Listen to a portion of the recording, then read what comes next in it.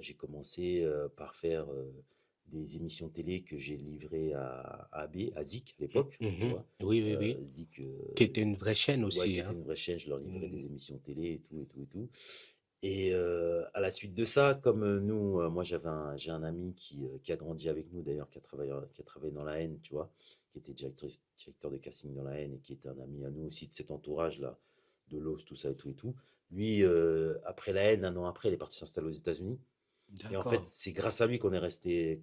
Aujourd'hui, je peux dire c'est grâce à lui que j'ai travaillé sur les États-Unis. Parce qu'en fait, bon, tous les étés, on allait là-bas, t'allais à New York, on Mmh. allait chez lui, il avait un appart dans le Bronx, tu vois. Et on allait pour acheter de la sape et on menait la vie d'Américain, quoi. Mmh. On avait un appart à l'œil, tu vois, on allait là-bas, tu vois. Et puis lui, en fait, lui, c'était un carré, en fait, parce que lui, en fait, lui, c'est un Iranien marocain. Mais D'accord. avant d'arriver en France, il avait vécu 10 ans aux États-Unis, tu OK. vois. Donc, il est venu, il parlait américain, tu vois. Et il avait des amis à Spanish Harlem, des amis d'enfance qui se rappelaient de lui. Donc, OK.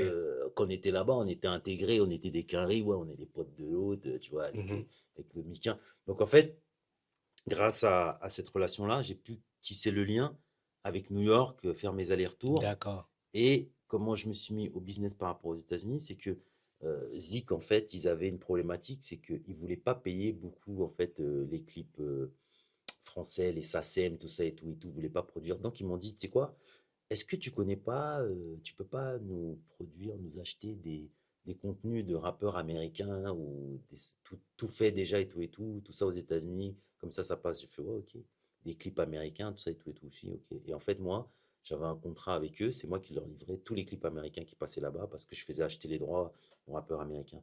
Donc, ça m'a appris, tiens, le côté, il y a des droits, il y a des licences, Mmh. tu vois ou pas? Mmh. Donc, tu vois, en France, avec Foca, j'avais appris que tu produis un contenu.